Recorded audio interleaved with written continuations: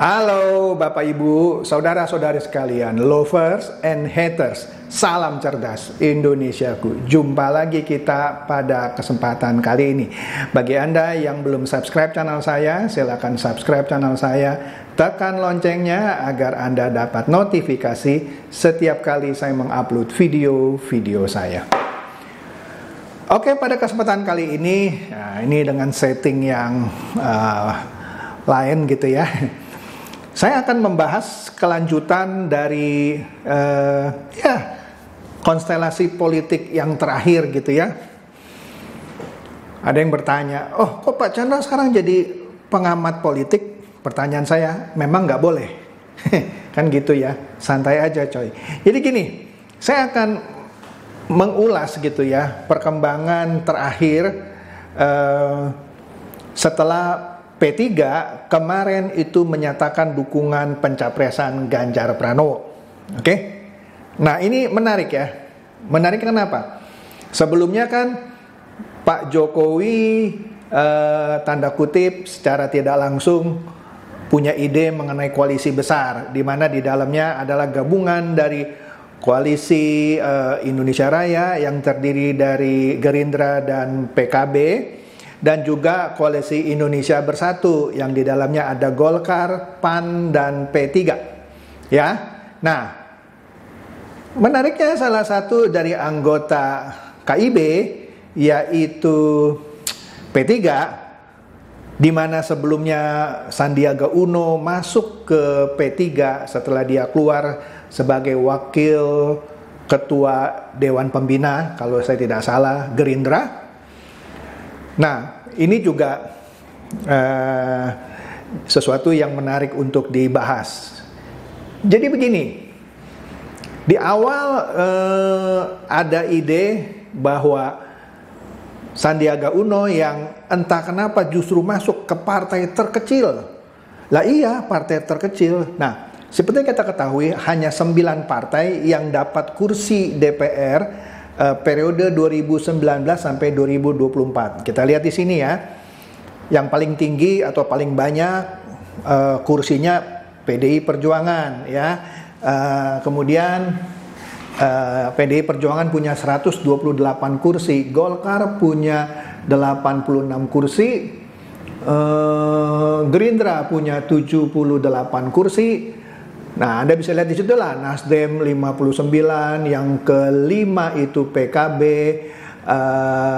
seterusnya sampai yang nomor 9 yang paling kecil itu P3, cuma 18, berapa ya? 18 kursi nih, coba saya lihat dulu nih ya, di layar saya, pemilih kecil, 19 kursi ya. Jadi dengan kata lain P3 ini adalah partai yang terkecil. Nah kan menarik, mengapa Sandiaga Uno mau pindah ke partai paling kecil? Ya, ada rumor yang bilang dengan masuk ke partai P3 maka dia mungkin bisa dicalonkan sebagai cawapresnya Sandiaga Uno. Sandiaga Uno maksudnya bisa dicawapreskan ke Ganjar gitu maksudnya. Maka dari itu dia pindah ke P3. Yang mana kalau dia tetap di Gerindra nggak mungkin dia dipasangkan sebagai cawapresnya Ganjar Pranowo. Ya. Nah, kemarin itu sudah muncul ya seperti e-flyer seperti ini ya.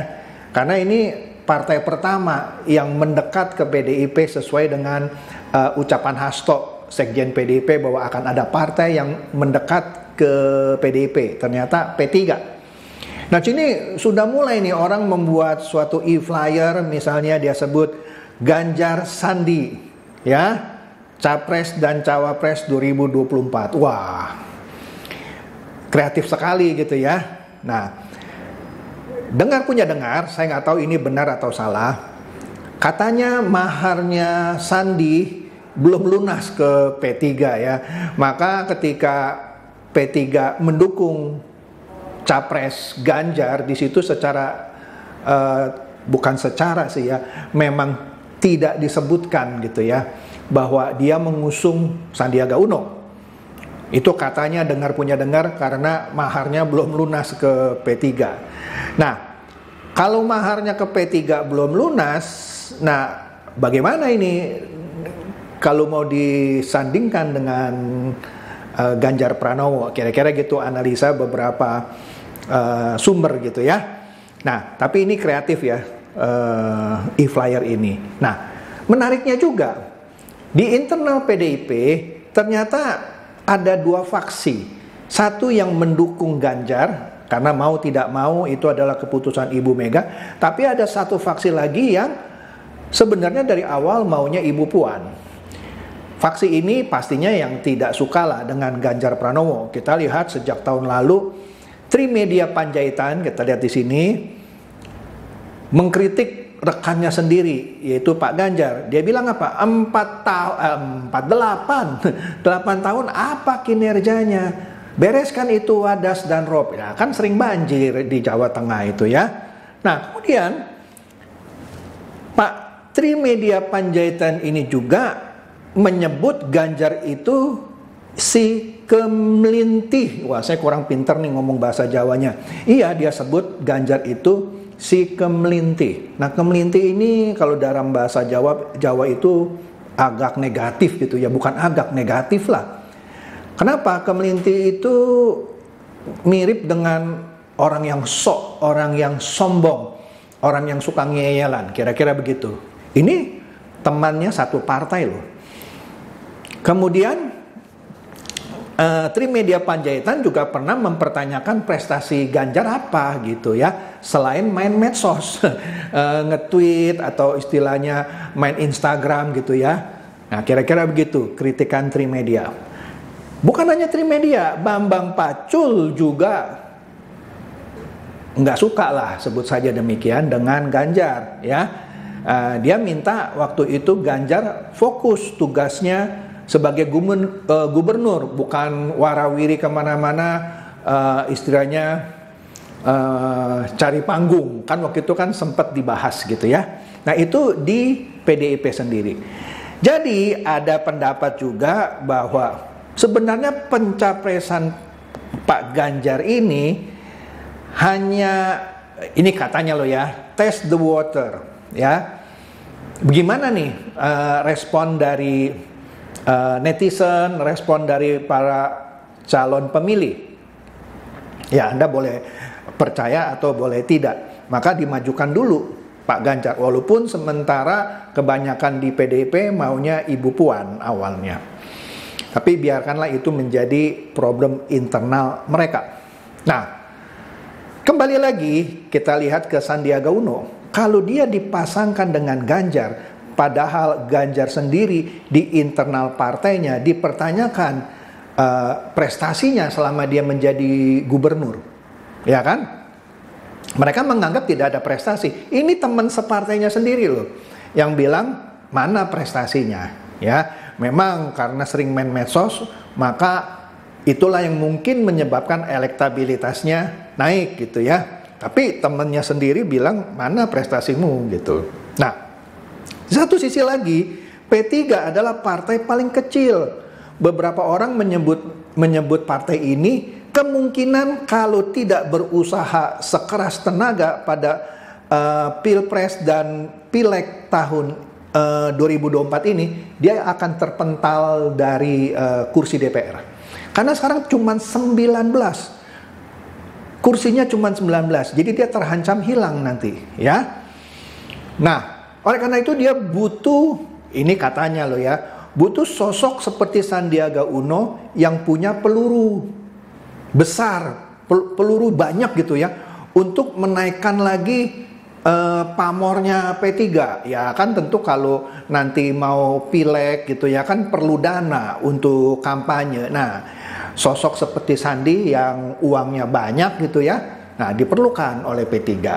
Nah, Sandi juga melihat peluang ini untuk dia masuk sebagai cawapresnya Ganjar. Tapi kalau kita lihat apa keuntungannya PDIP kalau mendapatkan dukungan dari P3. Banyak orang bilang P3 itu ibarat gerbong kosong karena cuma 19 kursi. Dan para pemilih P3 kebanyakan diprediksi akan memberikan suaranya kepada Anies Baswedan ketimbang ke Ganjar atau ke Sandiaga Uno kalau dia jadi capres dan cawapres. Nah, jadi sebenarnya agak kurang seksi gitu ya kalau menempatkan Sandiaga Uno sebagai cawapresnya siapa ya? Ganjar Pranowo. Nah, kemudian menariknya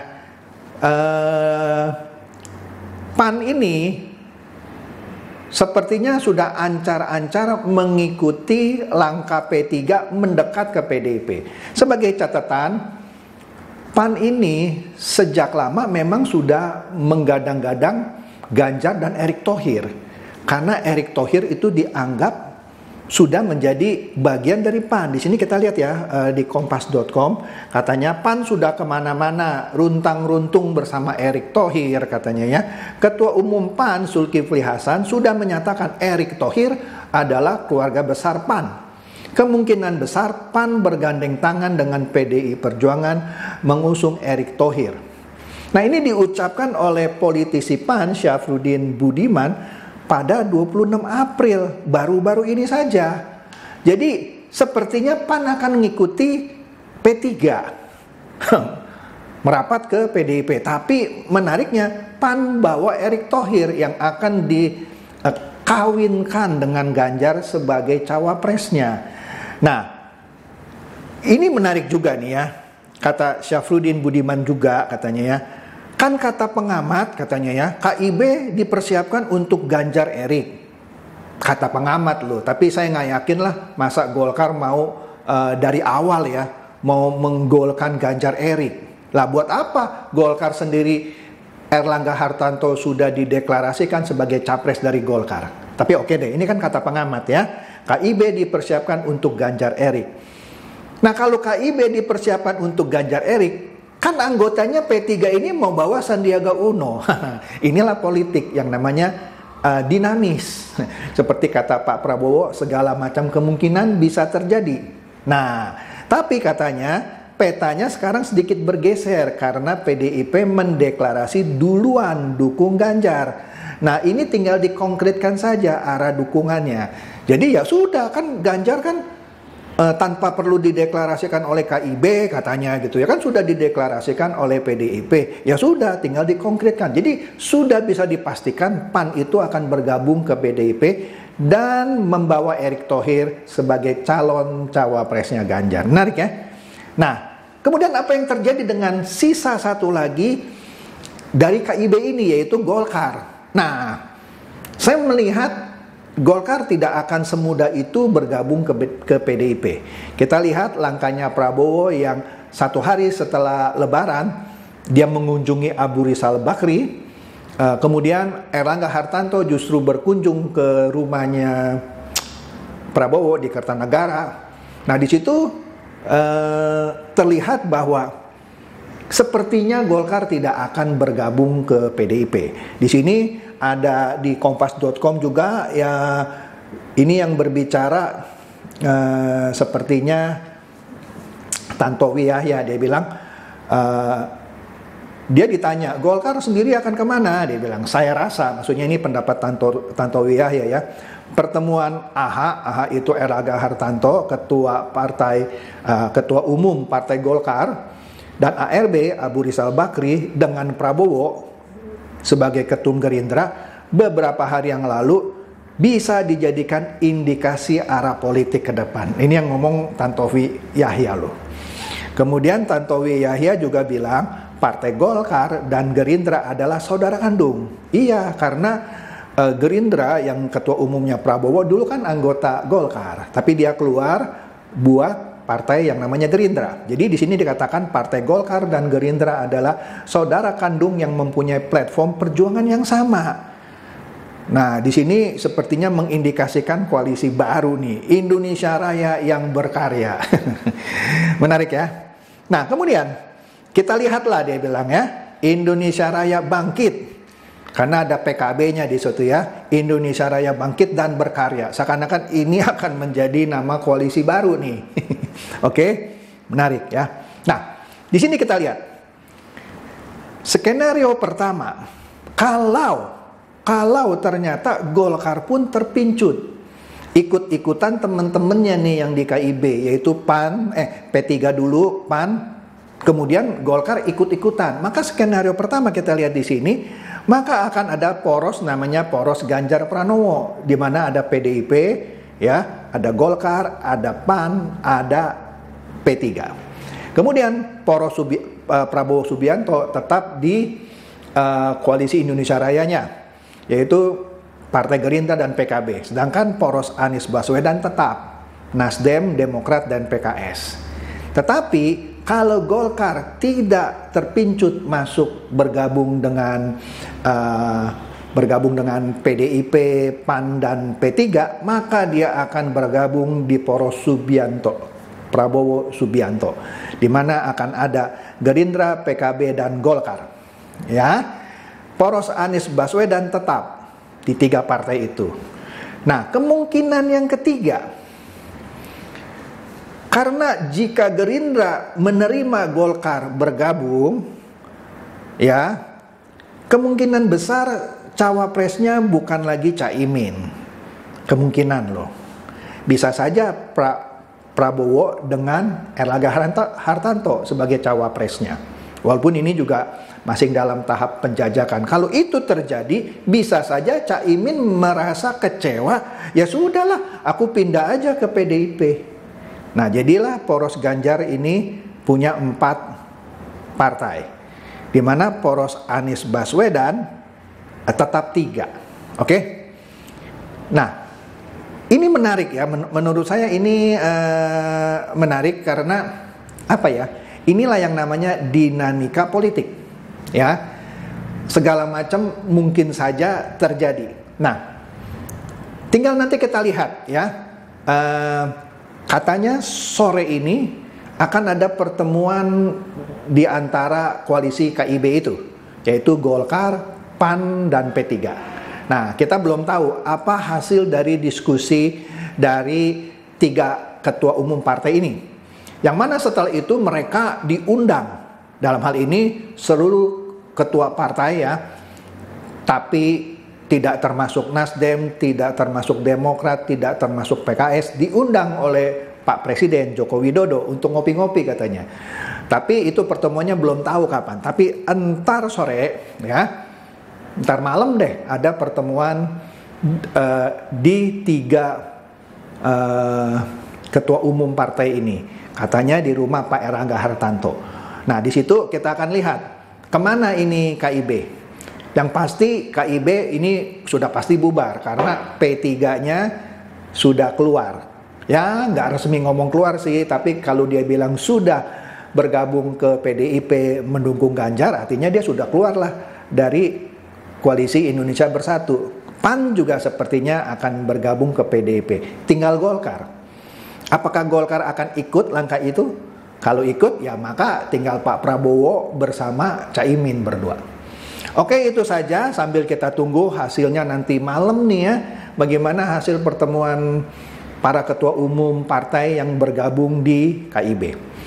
Oke, demikian saja ulasan saya ini. Semoga ini mencerdaskan dan mencerahkan Anda semua. Silakan share video saya ini kepada teman-teman, sahabat atau kerabat supaya mereka tambah cerdas dan tercerahkan. Seperti biasa, terima kasih.